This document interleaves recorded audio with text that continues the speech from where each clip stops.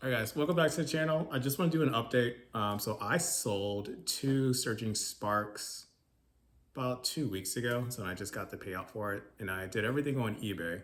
I bought these. This was when I was like super new and learned that Pokemon cards were like, I knew they were a thing. I just didn't know they were crazy. So anyway, so I went to a convention and this guy had a whole bunch. It was like a 2 pack. It had like the Surging Sparks with the a bundle attached, but he took a part of the bundle and then just sold just the ETBs by themselves. So anyway, I bought 5 that day for $60 just flat, so no tax, no nothing. Shout out to conventions because sometimes you can actually find some really good deals. It's hard sometimes, so I'm very selective when I go to conventions. I'm always just kind of like, I guess I'm the scalper at the conventions. I'm looking for like the best deal possible. Um, at the time, I didn't really know too much about Pokemon anyway. I just knew I like Pikachu. Pikachu is not my favorite Pokemon, but he's up there, right? Like he's iconic. My favorite is actually Dragonite.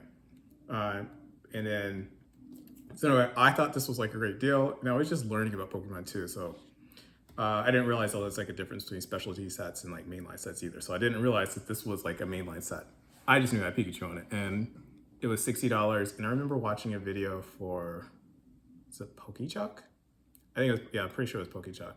But either way, I watched the video and they were talking about the booster, selling the booster packs for, I think you can get those or the booster box for like $220 at a time. So this was like back in like maybe like November, December-ish, somewhere like earlier in that area where like things were kind of going down. So like I got in when Pokemon was going down. So it's like I was kind of fortunate enough to get some pretty good deals. This was one of those good deals. And I didn't really think that this would kind of go up like it did recently. So like now these are like $110, $120 per box. Anyway, I sold those off because I bought 2 of them and I didn't realize at the time because I didn't check them out when he gave it to me. Like 2 of them got ripped from, I guess, when he was like opening it because he was doing it so fast. So I sold the ripped ones so that way, I think in my mind, I was like, I'll just get rid of the bad ones and just hold on to the other ones I got. So I have a total of 8 other Surging Sparks ETBs because I bought the other, let's see, I bought the other, I think I have 11 total. So the other 9, I bought 5 that day. So I don't know, I can't do math. Anyway, the other, is it 6? Yeah, the other 6 I bought like on eBay. My average pricing was like around like $70, so it was fine. I think like 72 was like the average price, 70 to $72. Anyway, so I sold it. And then here, I'll show you. So I just made it simple. I just went to eBay and then I'm gonna show you this. So there you go. So you can see where like I just got the payout for $174.51. You can see all the tabs out in there. But anyway, and so yeah, I made a quick profit of it. Like I said, I'm just going to try to keep things a lot simple. I don't really have a way to like establish like a real business right now. My main goal is to grow this YouTube and learn Pokemon on the way. And so this is before I decided to look at other aspects of like selling. So I did this off of eBay, which is pretty easy. And these sold really quick, which is crazy. I put this up for one day and it sold. So I think I was selling it just under, I think whatever market was at the time, I think it was like 100 and, because eBay eats you up. Like you have like, there's like a 13% fee.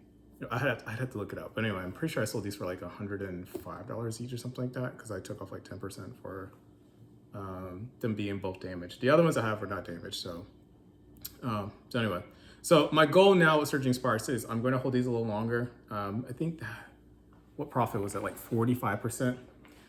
I'm going to remind myself that I'm not here to like hold these products because everything that I'm buying now, I'm buying for the market. And from my experience, when things are this heavy and this hot, it's best to just buy and just offload and don't hold on to things. And so I know everyone's going to go through this fantasy where they're like, I'm just going to buy and hold for 3 to 5 years. And I've talked about this before. But at some point, this train is going to end, whether it be this year or next year. And I just don't want to be holding anything I didn't want to hold. For now, my goal is maybe hold some of the cases. Oh, I just got a case. Yeah, I got my case in today. Let me show you this.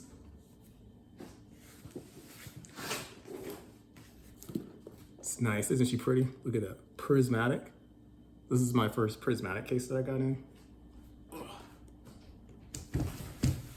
So I think what cases, I'm gonna treat a little differently because they're so easy to store. So like, I mean, it makes sense. Like it's easy to store those for like multiple years. So I think for that, those might be things where I'll hold on to as far as like investment, but everything else, I gotta remind myself to just sell and not hold on to and not like, live in that fantasy like it's gonna go up for like ever, because it's not. And then when it comes down, then I'll look at the thing I'm gonna, if things ever go down south and goes down really, really bad, things I'm gonna pick up is like 151 Pokemon Centers. Like I'm gonna go fucking ham on those. I wish I was part of Pokemon before those went up, but I missed it. But I have a feeling 5 to 10 years on those things, it's gonna be just like base set, like booster boxes. Like that for me, that's what I'm gonna go after. After, it's not even if, when there's a crash, whatever that's gonna be, when there's a crash, I'm going hard in 151. I have some 151 products. I have a couple ETBs and like a couple of bundles. Got all my bundles for like $80, $90. But again, I bought that all in like November, December-ish. It's not a lot. It's probably like, I don't know, like 10 grand worth of stuff. But a lot of the stuff is like really appreciated over time. So anyway, just to say that like, I'm going to sell things. I've sold 2 of my Surging Sparks ETBs. I'm going to hold the rest of these. I have 8. I need to figure out, I see Destined Rivals getting to like over 200 with the regular ETBs, and I really feel like Surging Sparks can do that. And so as long as the market is still hot by next year, I do think these are going to be like 200 plus. And when that happens, I'm selling it. And so I'm looking for a 210, 220 like price zone. As soon as that hits, I'm probably going to send these out to posting and just collect the money from there. So that's my current goal when it comes to Surging Sparks. I bought the prismatic, and then yeah, I think that's it for now. Anyway, I've learned a lot since September of last year. So I'm going to continue. I'll show you guys. I know that's not a lot, like $174, but like that's 45% gains. Like, if you do the math and you're like doing like 5,000, 10,000, 100,000, like 45% on 100,000. I mean, that would have been an additional like $45,000. So like, this is small. These are baby steps. I didn't even know what I was doing at the time, and now I feel like I have a better understanding of like how I want to approach it. But again, I'm not stressing over this. I'm not building a website.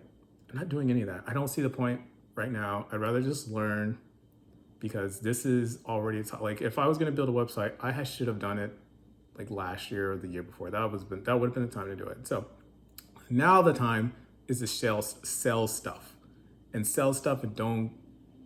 don't believe all the influencers that keep telling you 3 to 5 years you were going to get burned. 100%, you are going to get burned. Like it's just not going to happen. Eventually, there will be a downturn, and you will be the bag holder holding this product, watching it go down, and then being panic selling because you don't know what to do because everything's like crashing, and then no one's going to want to buy the thing you want. So then you're just going to probably sell your whole collection for like 70, 60% to like some, I don't know, some larger company that's just going to, like some Rudy. You probably won't be Rudy, but it'll be some Rudy that's going to just take your product and hold it. So anyway, that's my goal. Keep buying stuff. Sell it when we go up. Things I don't really believe in, I think my goal is going to be somewhere between 45 to 60% profit. If I can get to that as an imaginary goal, then that's when I'm going to sell it. Things I believe in a little more, I'll wait till like doubles. And it really just depends. It depends on how much product I have, and then the payout level that it can be in, as far as like Propscene or those selling sites. So like typically, if you can get to the 1,000 range, then it makes more sense to kind of get to the product, wait till it gets to that level, and then kind of sell it. Just kind of maximize and make it easier to like make as much money as possible, as easy as possible. So since I only have 8 more Surging Sparks, it probably makes sense to wait, which is great because that's a strategy I wouldn't wait to anyway. So it makes wait till like they're all it started creeping up to that $200 range, because then I can sell all of them as a lot probably and just kind of make a profit off of that.